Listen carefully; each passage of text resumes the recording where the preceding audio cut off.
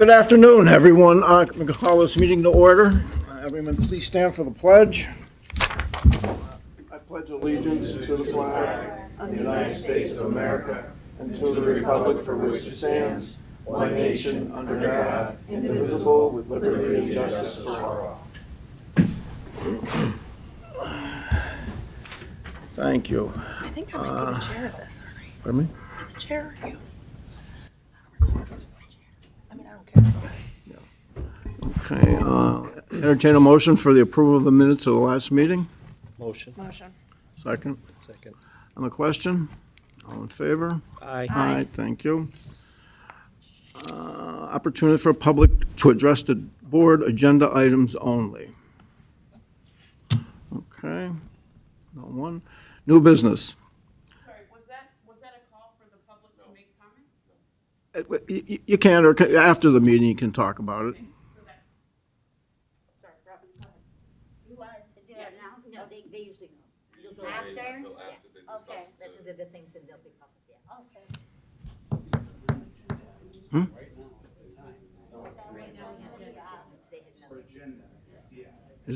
Are you speaking on what's on the agenda? Yes. Now is the time. Non-agenda items is after the meeting. Good morning, ladies and gentlemen. My name is Robin Frager.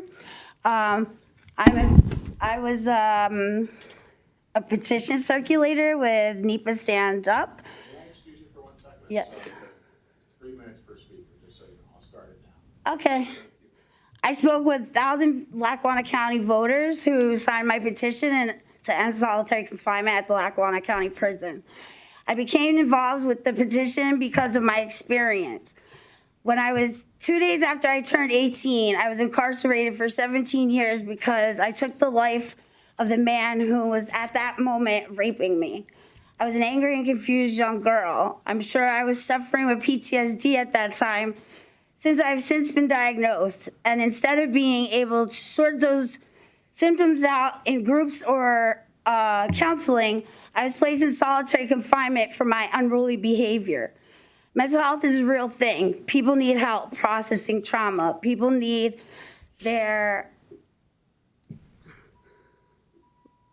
alternatives to being shut in a cell alone with no way to sort these emotions. I sat in that cell, stewing in my own head, reliving every moment of that day on my own, wanting to end it all just to stop thinking. Solitary confinement is harmful. People who experience it are more likely to develop anxiety, depression, suicidal thoughts, PTSD, many of which I'm being treated for. I was in New Jersey State Prison, and New Jersey State Prison now prohibits the use of solitary confinement. At the last prison board meeting, Warden Betty said that the prison doesn't use solitary confinement. You can call it the whole solitary confinement, disciplinary custody, administrative segregation. No matter what you call it, the meaning remains the same. We must end solitary confinement. Thank you. Thank you. Anyone else?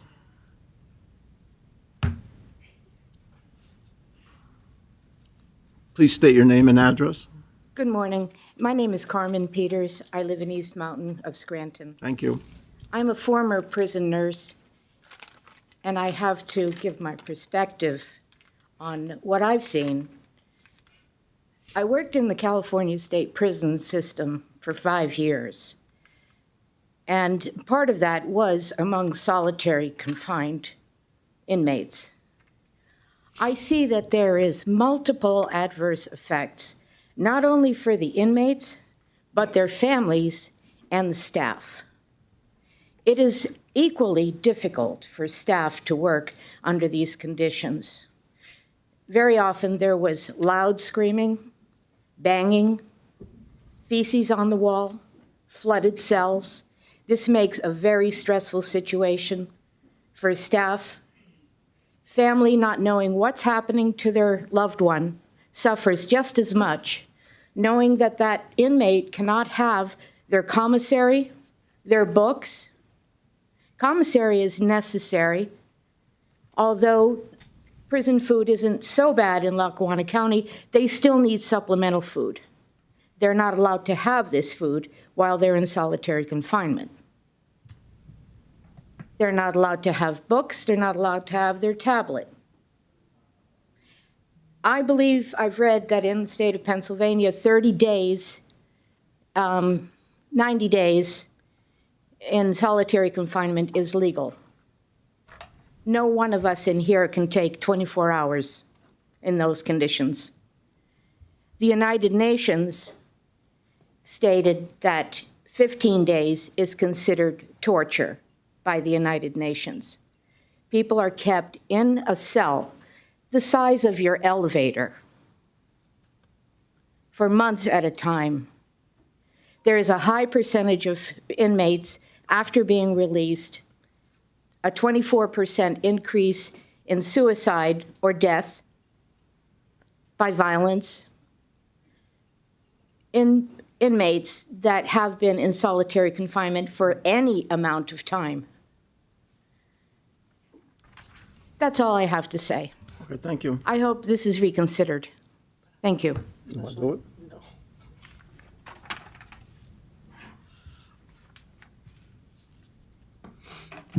Thank you. I could start by saying my name is Brenda K. Johnson, a retired U.S. Army major, but I won't.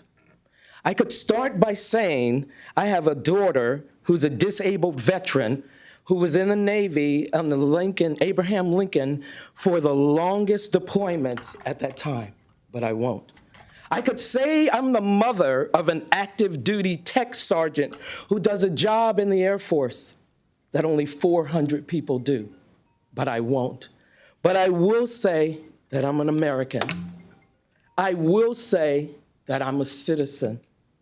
And I will say I love democracy and the freedom that I fought for and my family has fought and was willing to die for.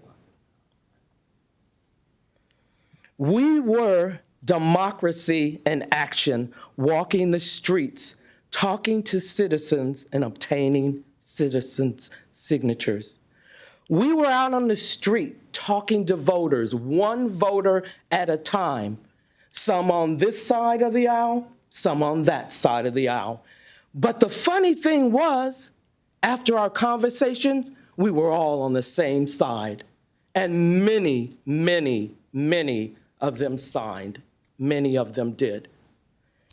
We talked to all kinds of people. It was 90 degrees when we were there. We were the face of democracy in action. Person after person shared their story. I met so many people that were in, whatever we want to call it, solitary confinement, the restricted housing unit, whatever title we want to give it. They were there, they were in it. I spoke to people that experienced that trauma and their lives were traumatized. There was even one gentleman who was so traumatized when I mentioned it, he ran from me. It took him 3 weeks to come back to me and apologize and talk to me about his experience in solitary confinement or the restricted housing unit. We were understanding that this was democracy, that not a board could make the decisions when we were able to get 13,665 signatures, and we only needed 8,396 signatures. I didn't even know that that was possible. I feel like I lied to those people. I told those people, this will be on the ballot if we get the signatures. This is how democracy works. This is how America works. That's what I told them. So did I lie to them? I had no idea that individuals on a board could make that determination for us after we did everything that we were to do. Is that my time up? That's your time, yes, sir. Okay. Thank you so much for listening today. Thank you.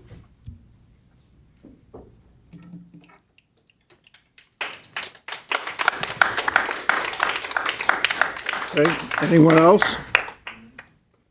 Did you get your AR before? Did you get it? Joan Hodawan, Scranton. I have a dissenting opinion. I don't like the idea of anybody suffering. And I could see how there is always the potential for abuse in solitary confinement. However, if I were an employee or even an inmate in the local prison, I would want a guarantee that I am safe from a potentially dangerous inmate. I'm not sure that the solution is simply abolishing solitary confinement. I think the issue and the problem is that we do not provide adequate mental health care of all of our citizens. That's the problem. And simply eliminating solitary confinement does not provide mental health care that is needed. What are you going to tell the family of an employee that may have been injured or killed by an inmate who was uncontrollable because you couldn't put him in solitary confinement, or her? What are you going to tell the family of another inmate who may have been injured or killed? I think what we have to do is to address the mental health problems that we have, which are also in the prison system, and fix that problem. And if solitary confinement needs to be adjusted, monitored, changed, fine. But I am not in favor of simply eliminating it until you can give me assurances that employees and inmates and visitors are not put in danger. Thank you. Thank you.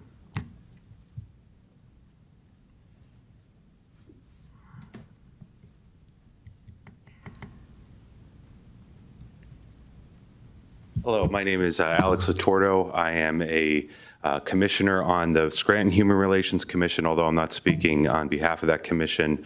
I'm a resident of Scranton. I'd like to give some good news to the woman who spoke. The ordinance, as proposed, does not eliminate solitary confinement when an inmate is a danger to themselves or others, and it's explicitly listed. And in that situation, of course, safety is a priority. My personal feeling is the Pennsylvania Code establishes a method where residents who live in a county where there's a home rule charter can amend their home rule charter. It was attempted, I think, in 2014 with the government restructuring amendment. We proceeded to collect these signatures in a way that was conforming with that law, with the Pennsylvania Code, with advice from Robert Escrow was an attorney with us. We worked very hard. The reason we chose that amendment process as opposed to the process outlined in the Home Rule Charter currently to just pass an initiative to make an ordinance was that we wanted this to be a permanent statement of principle in the Home Rule Charter itself, listed among all the other principles of how government will work in Lackawanna County, and that it cannot be easily changed by a board of commissioners who may, on a whim, 2-to-1 vote to overturn it. So we chose that charter amendment because we think Lackawanna County is a county founded, in a way that it was the last county formed in Pennsylvania.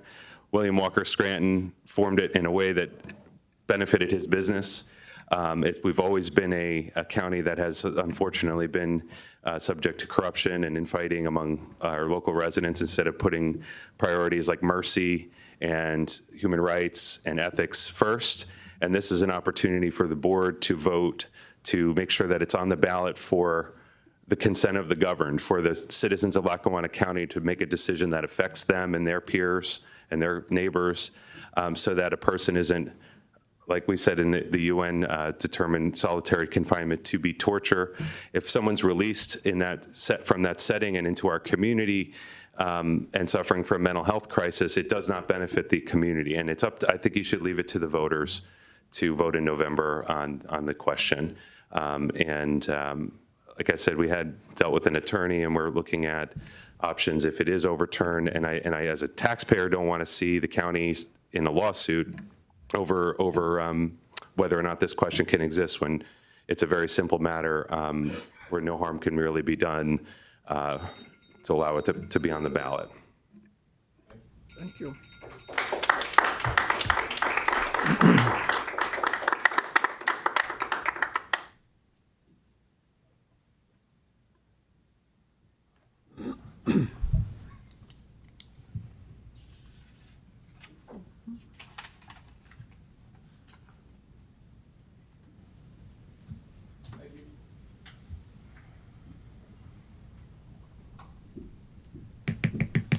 Thank you.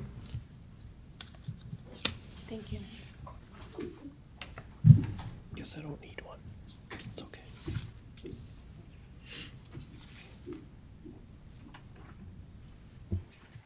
Hi, my name is Abigail Mikowski.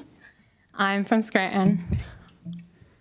I'd just like to say I moved to this county in 2021.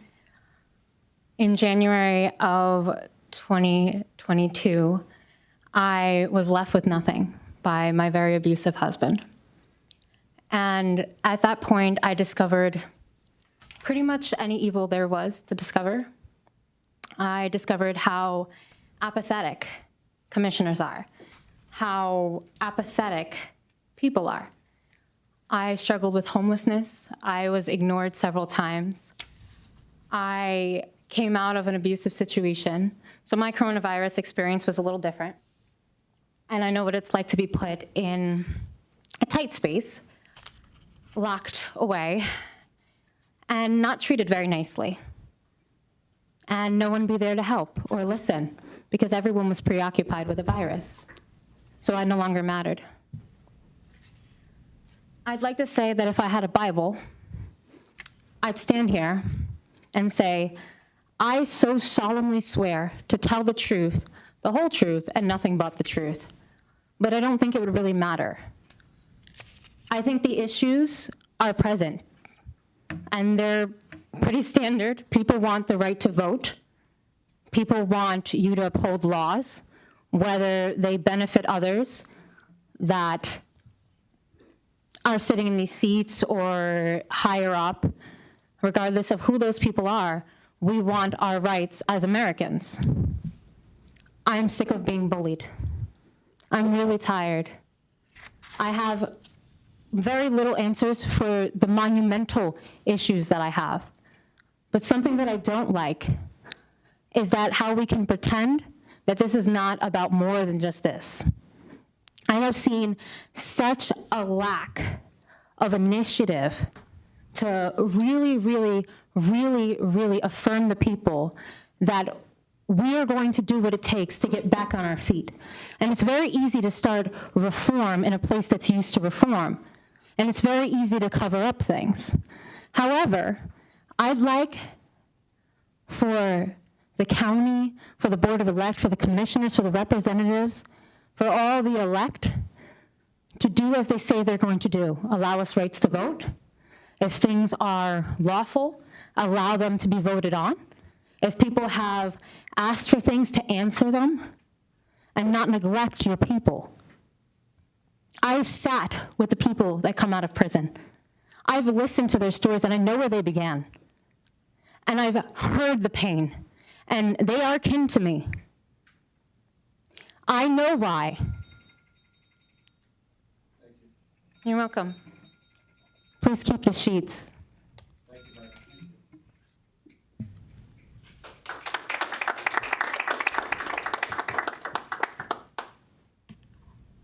Okay, anyone else?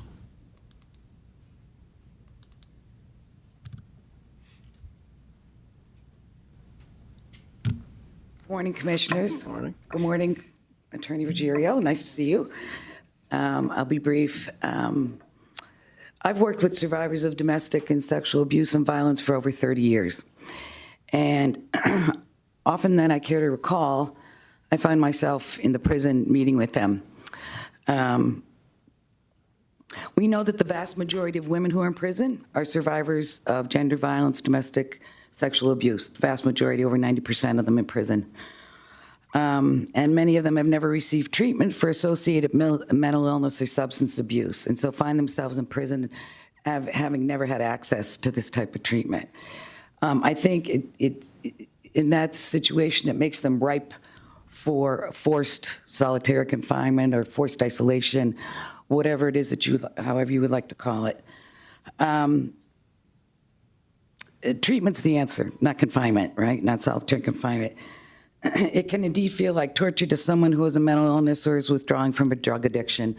I'm sure I'm not giving you any big news flash here, and that you are all intelligent people that are aware of these types of situations and circumstances. So nobody's saying put an end to solitary confinement. You know, that's not what we're here about. What we're looking for is it to be more clearly regulated and defined, and to provide oversight so that individuals aren't further harmed while they're in our local prison. Thank you. Thank you. Thank you.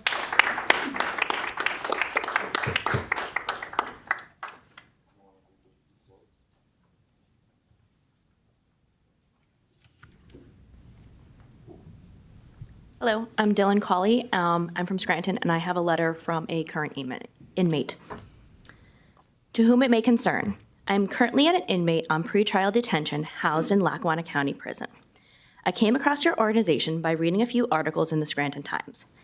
I am aware that you are raising awareness for the use of solitary confinement as a use of punishment and the detrimental effects it can have on one's well-being. I would like to give you some other insights as to what goes on with solitary confinement, as well as other physical, mental, social, and spiritual deficiencies in this prison. Because of the nature of my charges, I have been placed in administrative segregation, or ADSEG, on Charlie Block. There are about 90 inmates on this block. Because we are segregates from the general population does not mean that we are not a population in and among them ourselves. Yet, we are locked in our cells 21 out of 24 hours a day, every day. And we are let out from 12 to 1 p.m. to eat, shower, and make phone calls, and then from 4 to 6 p.m. to do the same. These times make it difficult to get in touch with family members or legal counsel because of lunch hour, and the time when most people are on their way home from work. The noon hour release is also the only time where we can get cleaning supplies where cleaning supplies are available to clean our cells. It is also the only time available for where recreation, quote unquote, is offered, where we're allowed to go out into the quote unquote yard, which is about 500 square feet. We are not allowed to use a gym, which has a basketball court. For contrast, general population is out of their cell from 7:30 a.m. to 2 p.m., 3 p.m. to 8 p.m., and 9 p.m. to 10:30 p.m., only being locked in for roll call and lights out.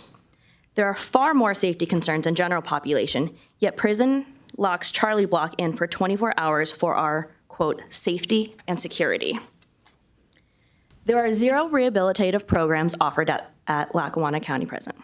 There is a behavioral health staff, but no access to 12-step groups or any other recovery-based groups. For 13 years, there has not been a chaplain present or on staff. Recently, pastors from Jubilee Ministries have returned to LCP, but are being met with stiff opposition from prison administration and officers, particularly when it comes to Charlie Block. We are not allowed to attend Sunday worship services. Instead, we meet as a group with the pastor once every 2 weeks on Thursday mornings. The food they serve here is paramount to gruel. From looking at the meat they serve, it looks as if it is, quote, pink slime filler that is served at many fast food restaurants. Frequently, the milk is spoiled. Our laundry comes back to us soaking wet. When a medical request is put in, there's a few more paragraphs, but thank you. Going after the meeting and they have them make copies of that for commissioners. You need to remove the name. Yes. Oh, yeah, you can read that, sure. Thank you.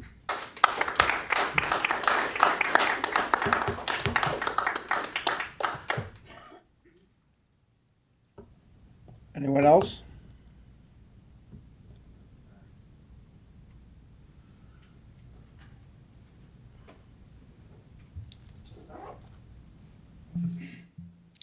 Good morning. My name is Holly Van Wert. I am a Lackawanna County resident, elected Democratic committeewoman, and the lead organizer of NEPA Stands Up. On Tuesday, August 9th, we delivered 13,665 signatures from registered voters in Lackawanna County who all agreed on one thing, that torture has no place in our community. Whether you are using the term solitary confinement or administrative segregation, it is defined by the United Nations as the confinement of a prisoner for 22 hours or more a day without meaningful human contact, and that is what is happening here in Lackawanna County. We have received reports from over 20 individuals incarcerated in the Lackawanna County Prison.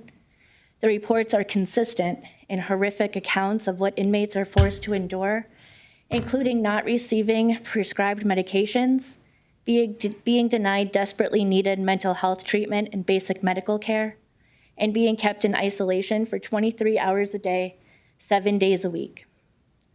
While Warden Betty has stated himself that solitary confinement is reserved for when an inmate refuses to comply or poses a danger to other inmates and/or staff, we know that solitary confinement increases violence within prisons and causes hostility between correctional officers and inmates. In other words, solitary confinement is bad for everyone. It leads to anger, anxiety, and other serious mental health issues. We have heard multiple cases from Lackawanna County officials trying to discredit our campaign. The latest is claiming that the referendum violates state law and is therefore invalid, but that simply is not true. A similar referendum already passed with overwhelming support in Allegheny County. We have the power to do the same thing right here in Lackawanna. That is why I am urging the Lackawanna County Commissioners to take action, and take action today. You have the power to institute the changes that we have proposed, and that 13,665 Lackawanna County residents support. 13,665, guys. That's amazing. We are overwhelmingly telling you what needs to happen at the Lackawanna County Prison. Limit the use of solitary confinement in Lackawanna County to no more than 20 hours per day, and limit emergency isolation to no more than 24 hours. That is what our referendum proposes. It is not a radical demand. What we are asking for today are reasonable measures to reduce harm against incarcerated people who will one day leave prison and will be expected to provide for themselves and their families and to contribute to society in meaningful ways. Let the voters decide. Don't disenfranchise the thousands of Lackawanna County voters who signed our petition and want to see these changes made. Approve this initiative and put it on the ballot in November. Thank you for your time. Thank you.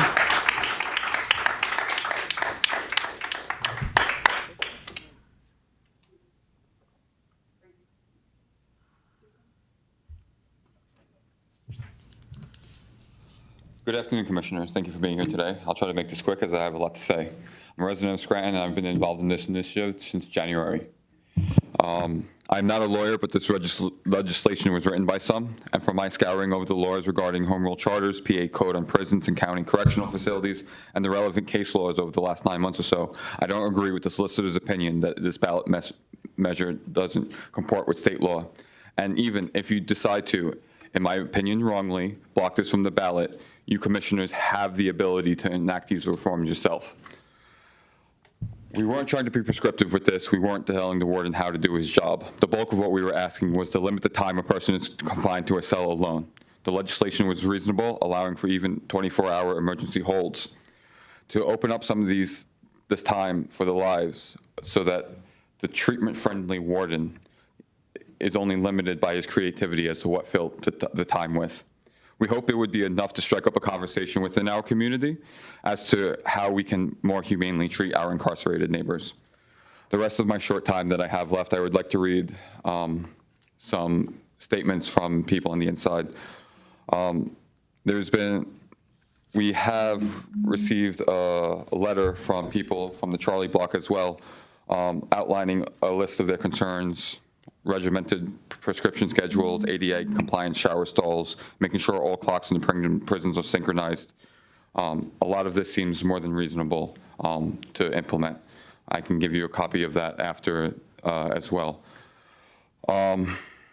Something that I would like to bring up here, there's been a lot of talk, particularly at the meetings for the prison board, about the dismissal of Kristen Purvis, the deputy warden for treatment. This was mentioned in our letter from Charlie Block about how the warden hasn't looked to fill the position, even though they've been terminated since early July. I tried confirming on the county website, and there isn't a position listed for deputy warden on there as well. If the warden is so treatment friendly, then how come this position is still sitting, not even looking to be filled?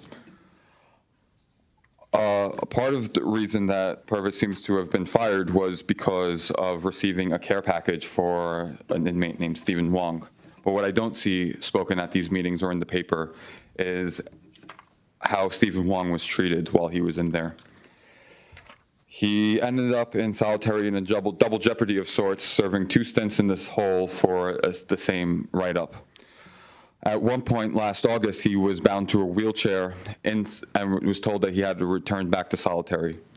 In the cell, he had fallen and hurt his head, possibly due to an ADA compliance issue. We had reached out to him in he's no longer in Lackawanna County facility, but in preparation, we had reached out. And if I can real quickly just, Can you just state your name for the record? Francesco Malacarrier. Thank you very much, sir. Copies of that with Bernie, she'll get them to us. Appreciate it. Thank you.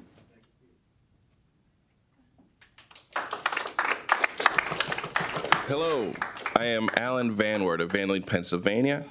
I was elected up there as well as Holly. Not big into the politics, not big into public speaking, so I might be a little bit nervous, but I have a statement here from the attorney who drafted this. So it states, from Robert Eskra, by the way, Assistant Professor of Criminal Justice, it is disappointing that the commissioners of Lackawanna County, as well as their solicitor, are pushing back so hard against a measure that has such popular support amongst the citizens who elected them. What is even more disappointing is that the purpose for the pushback is unclear, as the only reasons that have been offered by the commissioners are vague and nonspecific. County Solicitor Ruggiero has only offered that a proposed language somehow conflicts with state law, but has failed to cite any specific state law that our measure conflicts with. I would offer that the commissioners this option.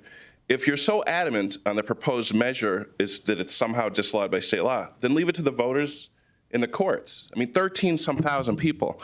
I was going out there myself, this is me personally speaking now.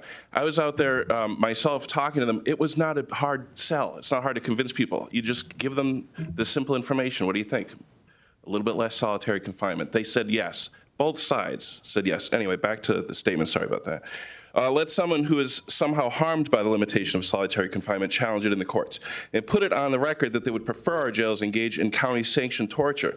Let the processes of our democracy function as intended. Let the courts make the final determination as to what legislation is allowed and what isn't. Instead of relying on the word of 3 individuals who seem dead set on standing in the way of progress and who clearly prefer the inhumane treatment of their fellow man over helping those who need it most. That was his statement with my little intermission there. Sorry about that. The other thing I'd like to personally say is that it's been proven with testing in the past and studying that whenever there's an opportunity in any system for any kind of corruption or abuses, they will occur. This is looking to maybe possibly reduce that just a little bit. Just a little bit of reduction of that possibility. So my personal belief is, why not just put it up for a vote? There's no harm in that. Let the people speak who physically live here in Lackawanna County. That's my statement.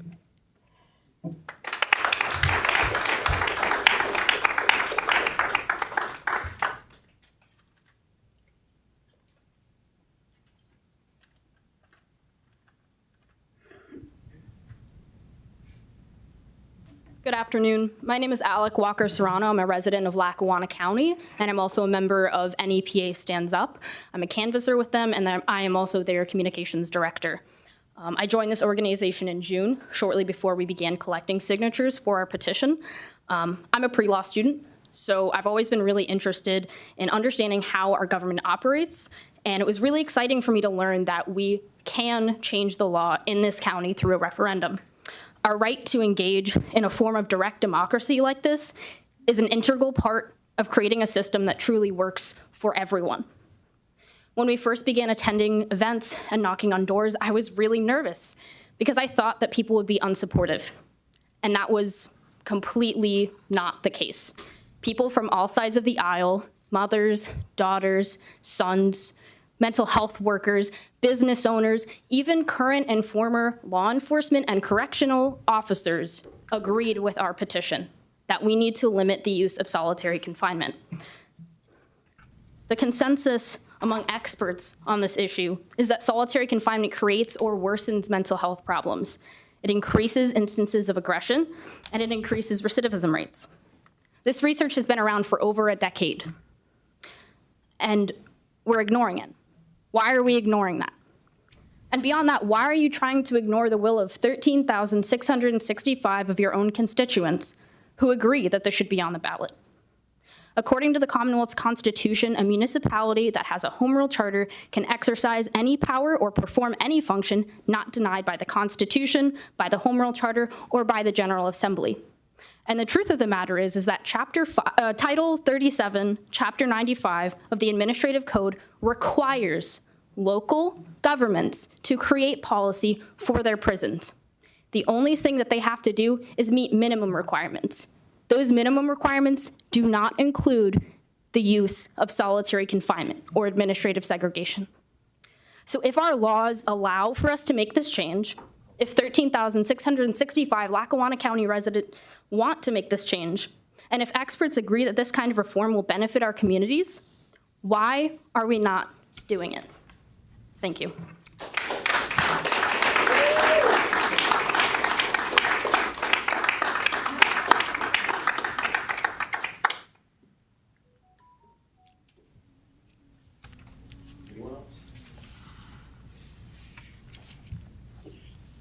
Hi, my name is Liz Parsons. I'm just here to read on behalf of some folks who are incarcerated in Lackawanna County Prison in solitary confinement. So some folks say it's overwhelming, it's excessive. I've had one write-up since I've been here, and I've been here for a little over 6 months. We barely get rec on the weekends. We barely get rec, and on the weekends, we don't get any. They only let us shower 2 or 3 times a week. When we do get recreation, they put us in single cages like dogs surrounded by tall walls. They only provide us with cleaning products once a week, and some weeks not at all. They give us our food, and every day it's cold. I've only had one misconduct in 6 months' time, and I have been put in for reclassification, and I'm told nothing. A second person says, I would like to say that they're using solitary for their own personal revenge on inmates in a way to just lock us behind a door like animals. If we speak up against any of them, they will put us in 23-1, which is obviously 23 hours lockdown.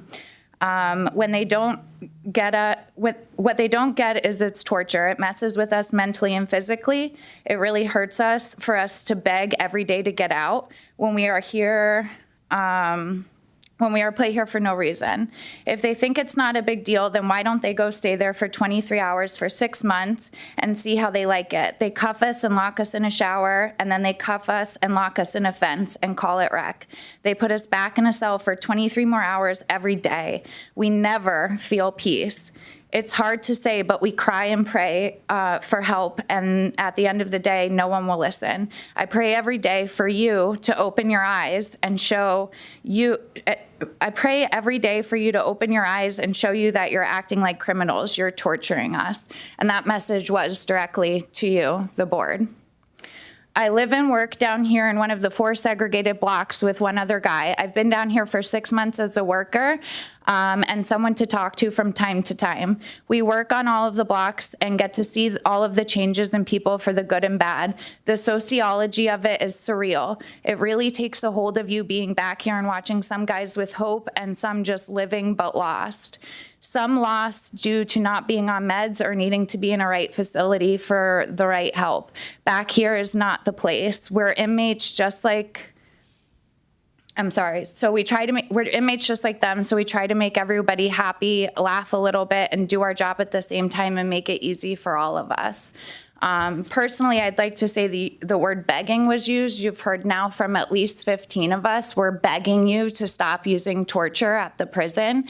People inside the prison are begging you to allow this amendment and allow the voters to speak their mind and decide what they want in their community. This is a safety issue for all of us. If we want a thriving, safe, healthy community, there's no way we can be locking people in cages.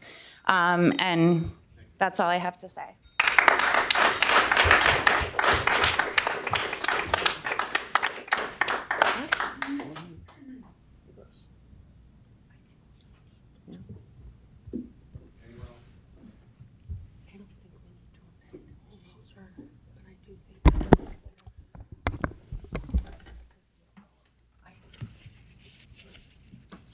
Anyone else? Okay. Good afternoon, everyone. First of all, on behalf of the Board of Elections, myself, as well as the Elections Office, I'd like to thank everyone for being here today and for all of your comments. They are important. They are considered and will be considered as we move through this process. I'd also like to personally thank Ms. Johnson, although that was not her intent as she came up here, but I would like to thank her for her service as well as her family. Being prior military myself, I'm a strong advocate of the democratic process and democracy as well, so thank you. I think the first place in which to start here is for all of us to understand that the Board of Elections decisions are not policy-based decisions. So in other words, their decision is not based upon whether the issue being raised, in this case, the continued use or modification of solitary confinement, is appropriate, inappropriate, or not. In this specific function, the Board of Elections duties are specifically outlined and detailed by statute. So despite whatever the personal feelings may be of anyone on the County Board of Elections or within our elections office, the duty and obligation of the Board of Elections is created by statute, by law, and so we have to follow that law. To not follow that law, obviously, would create issues and could jeopardize whatever decision the board makes and could potentially jeopardize a potential referendum or initiative if it were to reach that level. And I want everyone to know I do come from some experience because I was the attorney, and I think the gentleman had mentioned it, in 2014 that began the referendum process when it came to the Government Study Commission and getting that referendum on the ballot in order to try to change the form of government. So I am familiar with the Home Rule Charter, and I'm very familiar with that process.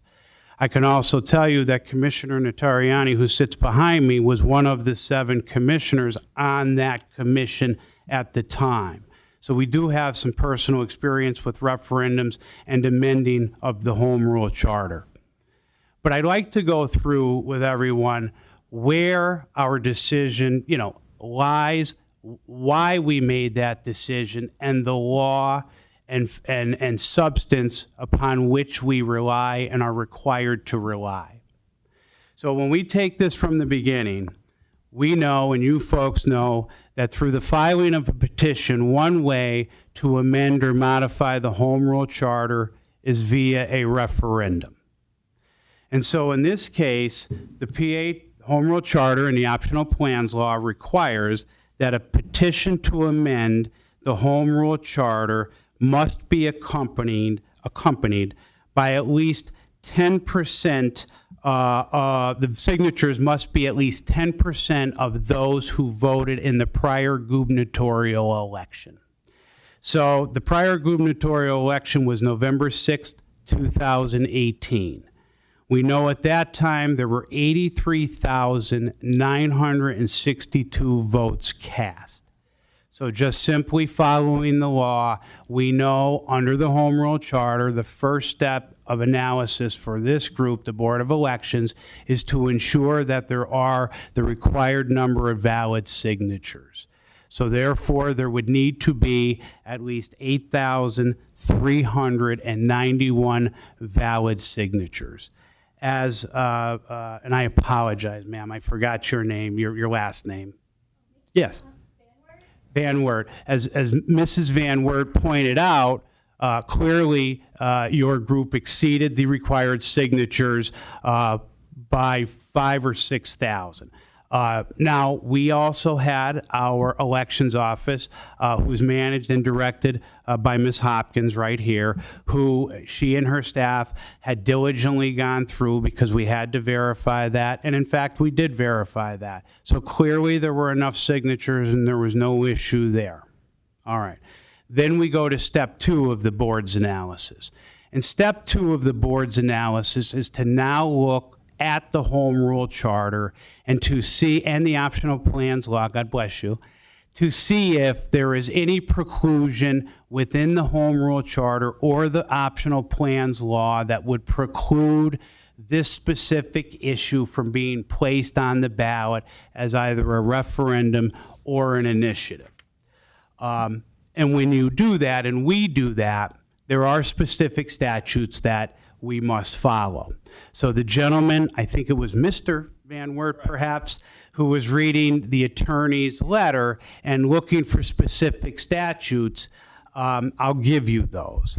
In return, though, I will say respectfully, I haven't heard any statutes to the contrary offered that would refute at least the statutory sections that we're relying upon. But I'm going to outline those and so that everybody is clear. So the first is under Title 53, Section 2943B, which essentially outlines that when a petition comes in, the election officials, that's the legal term, shall review the petition and, if defective, notify the person or entities accordingly. When you look at Section 2902 of Title 53, it defines who the election officials are. The election officials, as defined, is the County Board of Elections.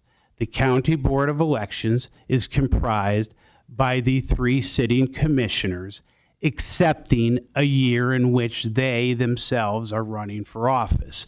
They're not running for office in 2022, so the County Board of Elections is properly set and established as the 3 sitting commissioners who are present. The next analysis under Title 52 is for the election officials to look at the Home Rule Charter, and as the Home Rule Charter states, it's defined as a written document defining the powers, structure, privileges, rights, and duties of the municipal government and limitations thereon. That's not the entirety of the statute. We'd be here much longer if I was reading it, but that is the sum and substance of it as far as the level of review that this board must undertake. Under the Home Rule Charter, it specifically states, and this is also found in Title 53, Section 2961, that the Home Rule Charter may exercise any powers and perform any function not denied by statute. Further, the Home Rule Charter under Title 53, Section 2962C specifically delineates prohibited powers. And what it states is a municipality shall not, subsection 2, exercise powers contrary to or in limitation or enlargement of powers granted by statutes which are applicable in every part of this Commonwealth. There is a statute in place, and there's a couple of them. One is found at Title 37, the other is at Title 61, and those regard both the prison and parole boards as well as the creation of the Lackawanna County Prison Board, which the prison board specifically is tasked, the board and the officers appointed by it shall provide for the safekeeping, discipline, and employment of inmates and the government and management of the correctional institution. Further, it states, the board shall make such rules and regulations for the government and management of the county correctional institution and the safekeeping, discipline, and employment of inmates as may be deemed necessary. In that regard, the county itself, the three commissioners on their own, do not have direct control over the prison. The control and the management of the prison is specifically done by the Lackawanna County Prison Board, which is a creature of statute. And in that regard, the county commissioners are only minority voting members of the larger prison board in their capacity as elected commissioners. As all of you may know, the county prison board is also a creature of statute, and it's delineated right within the statute who must be members of the prison board. There's no discretion there. You have the president, judge, and or his or her designee. You have the county commissioners. You have the DA. You have the sheriff. You have the county controller, and one or two others. Those are set by statute. So any management, any discipline, any issue relative to safekeeping of inmates is specifically within the province of the Lackawanna County Election Board. Prison Board, I apologize. So in that regard, this board, the election board, the election officials which are tasked with reviewing the petition, are precluded by statute under the Home Rule Charter, because the Home Rule Charter, as it says, prohibited powers preclude the municipality, the election officials, from putting it on as a referendum because it's already been left to be addressed by statute, which is the Lackawanna County Prison Board.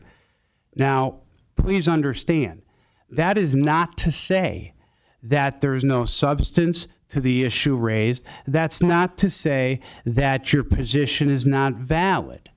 That's just simply to say that in this particular forum and in this particular setting in which it's presented as a referendum, it must fail for the reasons I've outlined. Does not mean issues cannot be raised before the appropriate entities or the appropriate board, the Lackawanna County Prison Board. So the issues that you're raising, please understand, does not mean they cannot be raised. It does not mean that the three commissioners behind me do not take it seriously. It does not mean that prison warden, Mr. Betty, who's present in the back and who we've asked to be present so that he can speak as well and offer some input and maybe some more insight into the process and logistics there at the prison to be helpful to the group and to the organization. Doesn't mean, again, they're not valid or they won't be considered. It just means in this particular forum, we can't proceed as a referendum.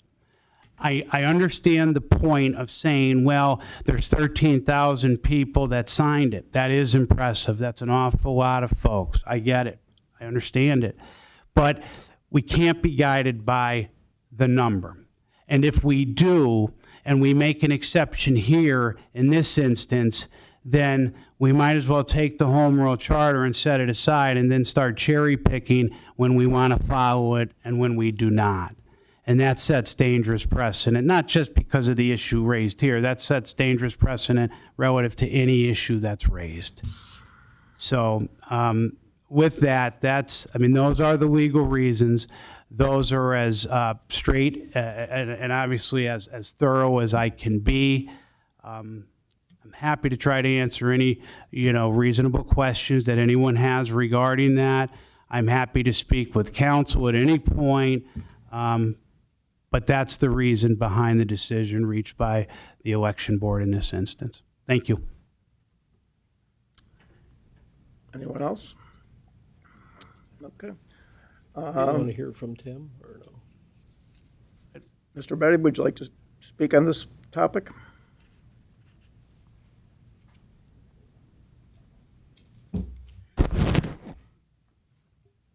Thank you, Commissioner. Actually, you Thank know Board. what, Tim, it's not real, this isn't the place for that. That would be the a prison board meeting. Again, this is strictly an election board meeting.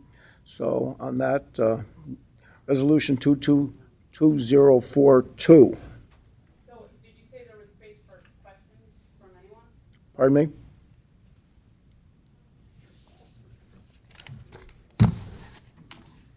Dr. Ashley Strange, Allentown, Pennsylvania. Did you say that this was a space for questions from anyone? If I can answer your question, I'm happy to try to answer it.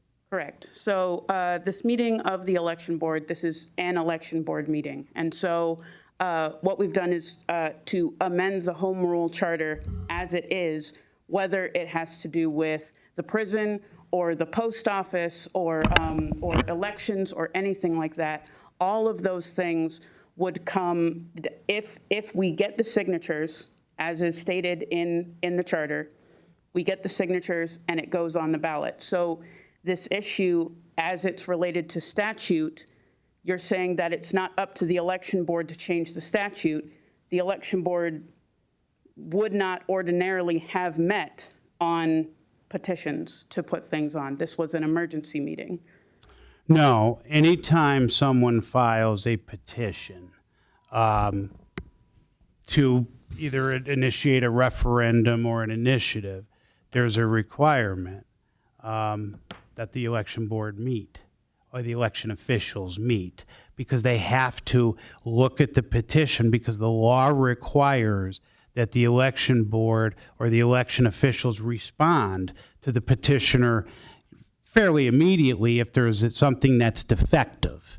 And that's what we're doing here. If it wasn't defective, then we'd simply notify, or the board would take a vote that, you know, they're accepting of the petition, and then it would go on the ballot in the November election. So this is an election board meeting, you're correct. The board will take a formal vote at the conclusion of this meeting, and then that'll be the decision of the election board relative to this petition that you filed. Not that you filed, but that the group filed. Correct. So the buck stops with you three at the county level. And so the vote, can you state what the question of the vote will be when they vote yes and no? Well, I can't speak for them, but it'll be essentially whether or not whether or not the petition that's filed, right, is in compliance with the statutes such that it can be accepted to be placed on the ballot as a referendum in the November 2022 general election. Something to that effect. I'd also like to say this, and I don't know, I'm not suggesting you're insinuating this, but I think it's very important to understand the number of signatures, of course, is very, very important, because if you don't get the number of signatures, then you don't even get to the show, as we say, right? But the number of signatures is only one part of the analysis. And that's why I started the way I did, because it is admirable to, again, I did it. It is admirable to get 13,000 signatures. But because the analysis there's a second step to the analysis, which I've outlined, that's really why the petition will be denied. Not because of the signatures, because of the second part that I've stated, which is the prohibited powers as defined by Title 53, 2962C, which is the Home Rule Charter. Correct. And the election board and or commissioners aren't making this amendment themselves. It's the voters that are making the amendment. Once it passes, when it passes, being generous with myself here, when it passes, then it will be up to the commissioners to take the next steps. If it got on to a referendum and it passed, then that would become the law of the county. But I mean, maybe I'm misunderstanding, but it's got legally, It has to meet all of the criteria to get on as a referendum. And it does not because of the fact that it is a prohibited power. What you're asking for is something that's prohibited from being modified under the Home Rule Charter because it's already being addressed by statute, which is through the creation of the prison board, which is really where I believe the issue needs to be addressed, because the prison board is tasked with what I said, the safekeeping of inmates, the management of the prison, and all of that goes to the issue of solitary confinement. All right. Change, go ahead. Well, now, that's it. If you said what you're interested in, and I think Attorney Ruggiero attempted to answer your concern. But again, our new business is review of the petition to amend the county home rule charter. Okay? Thank you. Thank you. Thank you. Sure. All right. On that, I will entertain a motion. Let her at. Okay. I do have a question, sir, please, just for my clarity and understanding. Okay. I'm sorry, go ahead. Did the petition from Allegheny County, did they have theirs directly to the prison board? No, I don't know that, because I know. I don't know what I'm not interrupting you. I don't know what Allegheny County did. I just may say, it just as a citizen, Right. and I studied law too. I didn't particularly look at that part of the law. Sure. It just seems odd that in one county that they're able, and I believe they may have the home charter. I'm not sure. I believe the Allegheny County does. Right. I believe. So my question was, how were they able to do it and it wasn't kicked back? And did they go before the prison board? I don't know the answer to that. I think that's really an important question to me for the 13,000 people who signed the petition. I feel that's a very important issue to be addressed, because that is the issue that everybody's going to be asking. I know that was the first thing that just kept coming to my mind. And I understand that. Yes. And look, I don't know what they did in Allegheny County or in Pittsburgh, and our decision is not based off, or the board's decision is not based off what occurred in Pittsburgh or Allegheny County. We independently look at every petition, that comes before this board. And I appreciate I that, know. and I understand that, but I've got to make that comparison because something seems out of kilter in my mind, and I won't have peace, and I don't think the people that signed the petition would until that question is answered. Well, how could they do that, and they have a home charter, and we can't do it here, and we have a home charter, unless they went before the prison board? I would just say Yes, that, please. Philadelphia County and Allegheny County, because they're so large, the state has given them a lot more autonomy. Like, we're just a third-class county, so we fall under all the other third-class counties. Philadelphia and Allegheny, because they're so large, they kind of have their own rules. They're given a lot more self-autonomy than we are. Like, under our code, it says the prison board runs the prison, and they make all the policies for the prison by the state. That's what the state said. I'm not sure what the rules are. Isn't that a state? You just said a key word. I don't mean to cut you off. You said state. The state. So because Allegheny County, I don't understand how they don't fall under the same criteria. But I have to do some research. Something just doesn't sit right with me with all the law. I'm not a lawyer, but I've studied an awful lot of law, and it just doesn't sit right. But thank you. Sure, and Ms. Johnson, let me leave you with this as you look at that too. A couple things. Number one is every home rule charter is not the same. It's not a cookie cutter, approach that says, okay, it's by statute. Of course, what's to be in a home rule charter is outlined by statute, but then you create your own home rule charter. So there may be different home rule charters.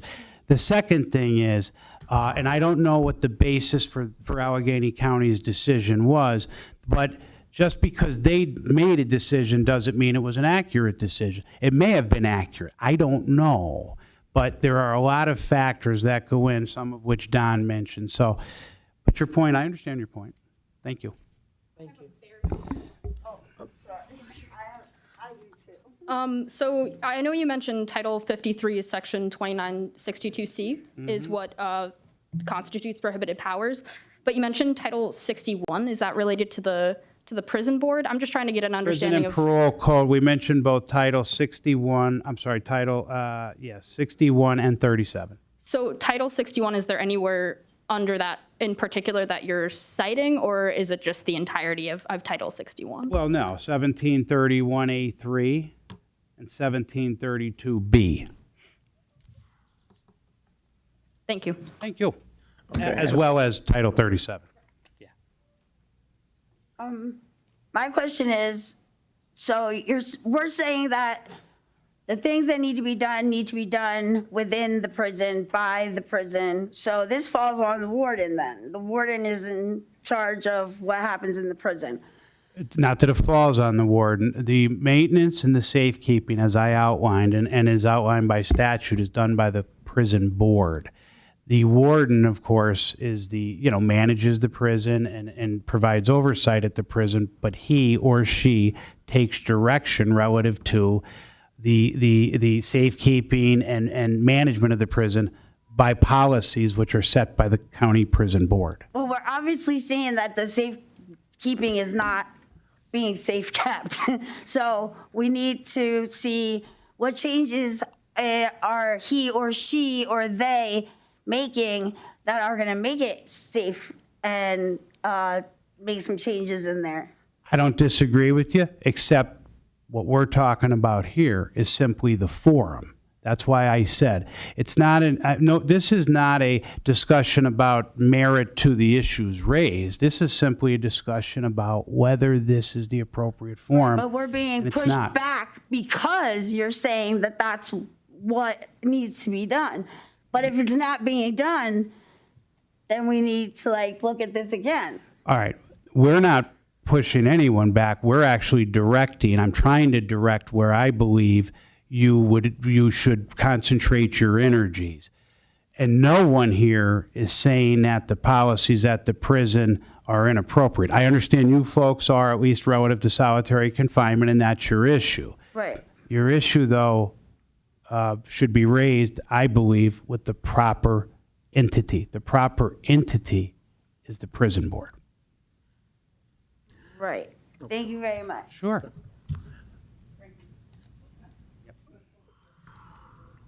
Hi. So my question is directed at this gentleman that's speaking. May I ask your name so I'm not addressing you disrespectfully? Sure. My name's Frank Ruggiero. Frank Ruggiero. Sure, you can call Hi. me Frank. Hi, Frank. Hi. So I noticed when you were speaking, you said it will be denied. Is that a prediction or an assurity?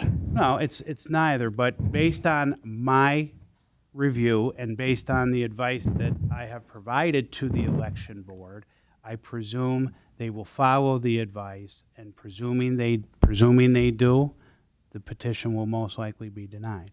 Okay. So in other words, you're telling us we don't have a voice.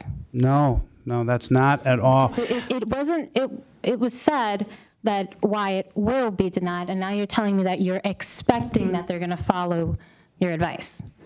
Again, ma'am, I'm not to interrupt you, but we have to follow the law as it's explained to us by our solicitors. There's 3 of them here. Okay, 4 actually, if you count Commissioner Dominic. She's not sitting in that capacity now. As it stands now, this particular resolution, as it stands, upon our review of it, and on the advice of counsel, we have no option, but I'll make a motion to deny it. Understood. So then my next question would be something that I've understood very well. Has it not kind of been a common trend that the more things are done wrong, the more socially and ethically sound they become? This isn't the forum for that. We're not saying that. We're saying we're not allowed by law to put it on the ballot. To the right people because they keep ignoring us? So because then isn't the basics of communication to escalate?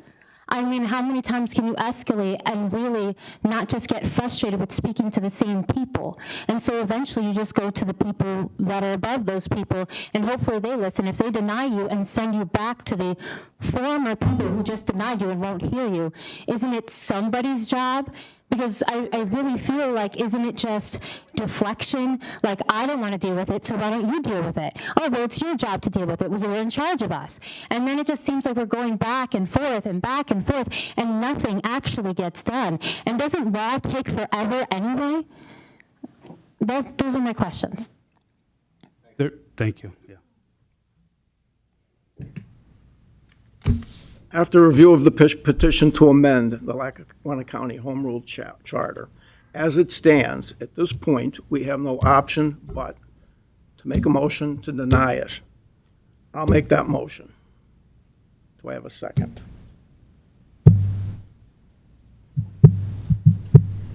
I'm going to second the motion based only on the law as stated, very detailed and succinctly by our chief solicitor, Frank Ruggiero. If I may say, our home rule charter is archaic. It needs to be amended in several respects. I think it was, I don't know your name in the orange jacket, you indicated that your experience has been that there's been a lack of apathy. No, for- lack of empathy. Apathy is lack of empathy. Okay. So I have it backwards? Yeah, you just heard. Okay. Lack of empathy, on behalf of the commissioners. I'm very empathetic. All of you. All the way up to Biden. Okay. I don't. Let me finish speaking. So, when I ran in 2019, I wasn't in politics prior to that. I ran because somebody that I loved like a son overdosed on heroin and fentanyl. I ran for prison reform. That was my #1 goal when I took office. For the first 2 years, I made many changes to the prison. Many changes. I have a list. I have no problem sending it to anyone who wants it.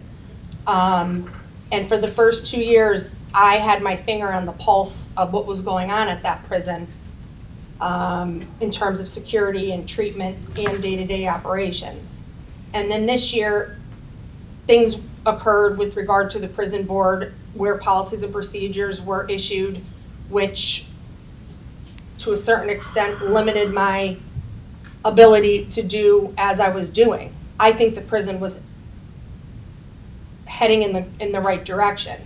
We restructured it to have the 3-warden system, and then under Krista Purvis, who was the former deputy warden of treatment, we do have substance abuse, mental health, 2 of them, specialists, 1 supervisor, and then we hired a licensed clinician.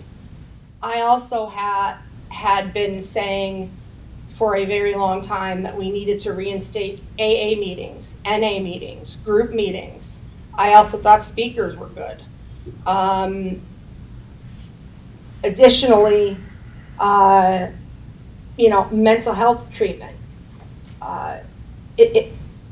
You're right in the sense that if people don't receive the treatment when they're in there, we're setting them up to fail when they leave. Let me finish. That third page, how are they going to do that? Let me finish, please. If they don't. Okay. My point is that I just want to say this because it's important to me. Because I'm seconding the motion based on the law, as stated by Attorney Ruggiero. I am going to look into Allegheny County, though. I am an attorney. I am going to look into that. But I'm saying I believe that we need recidivism. Doesn't just benefit the people that aren't going in and out of the prison, as inmates, but taxpayers, because if we avoid recidivism, then we don't have to pay for people to be incarcerated at our prison.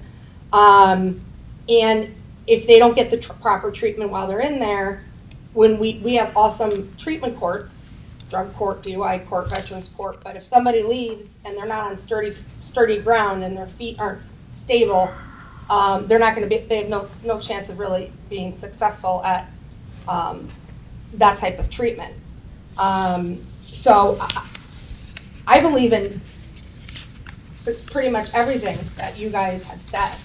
And I did actually, prior to his retirement, the former deputy warden of security was Bill Shanley. I had talked to him about solitary confinement or restrictive housing. I was with, my opinion is more akin with Jones in the sense that if it's a major infraction, somebody's violent to themselves or presents a violent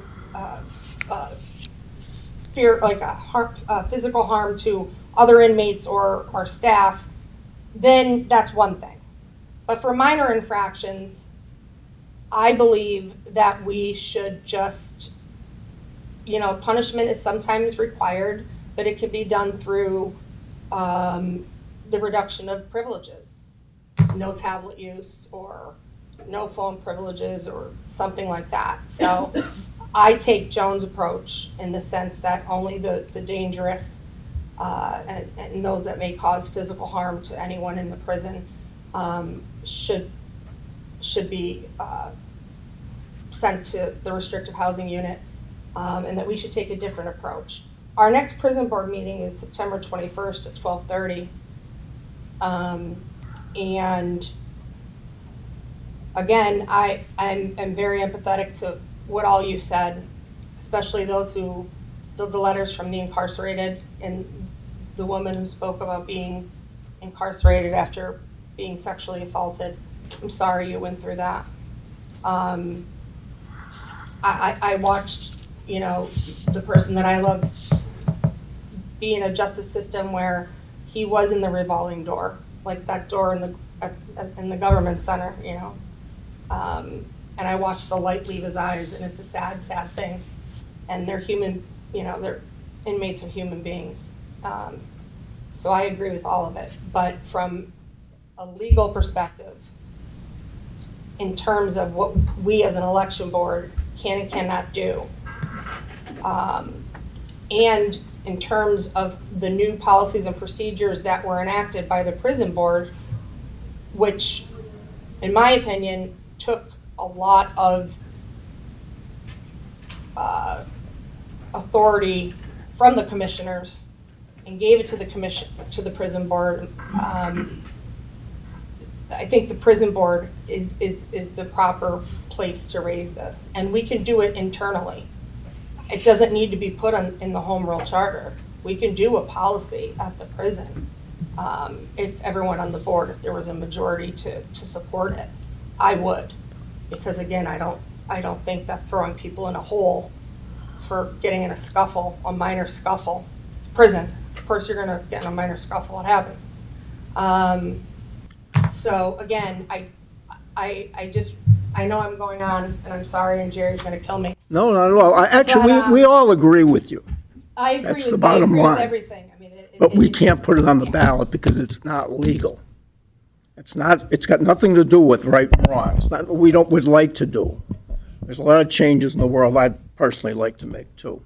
But we don't have the authority to do that. If anyone would like a copy of what I did do at the prison, you can call Shannon, my assistant, at 963-6800. 1810 is her extension, and give her your email, and she'll send it to you. I just feel I had to kind of step away from that because it was only getting me, basically. The outcome of me being involved in the prison wasn't very pleasant. So it is what it is. Okay. We have a motion and a second. 963-6800, extension 1810. Sorry. Okay, that's okay. I seconded it. You seconded it on the question. All in favor? Aye. Aye. Aye. That's it. That was our new business. Members, other business. We're gonna make. You gotta give them a chance to. To deny it. Okay. All right. Was it? Mm-hmm. Mm-hmm. No. You're not? Unless I you, think you have to. okay. Chair. Typically. Yeah. Opportunity for the public, opportunity for the public to address the board. This means you can address the board on something that you haven't already discussed. Is there anybody that wants to discuss something else with regard to the election board? Okay. Members on other business? I just have one thing, so you're going to love it. Since we are getting very close to election time, I've looked at the numbers of these drop boxes. They get very little use. It's a lot of work for our guys to put them out. So I'd like to make a motion to not have drop boxes. I will accept one. I wouldn't disagree with having a drop box in our county building in where the sheriffs can view it, where it can be under camera, not around the outside, where it can't be seen. But as far as putting them out throughout the county, you know, it's caused a lot of issues to a lot of people, and I just think the pandemic is over. That's why they were here. I don't see a need to have them anymore throughout the county. There was only 5 of them out there anyway. So my motion is to eliminate at least 5 of them, if not all 6, but we can, if we want to leave one here at the county, that had the most. That had 1,500 mail-in ballots put in it. And I'm not going to second that motion, but I will make a motion to table that. I'll second the motion to table. My question. I Are we having another election? We'll have to. Yeah. Yeah. Have to have another one before. Yeah. Okay. Okay. Can somebody answer my question? You said that, and I asked Chief Jeffers here, that they're used more during the primary than they are during the general? They're used more during the general election than they are during the primary. Obviously, the primary only has Republicans and Democrats voting in it, not the entire voting population. And you said you looked at those numbers. I have not. Yeah, I haven't. I would probably, I would agree with Chris. I'm sure the numbers are. Well, I mean, the whole reason, and if we're going to talk about another meeting, fine, but at any rate, you know, they were put into place because of the pandemic.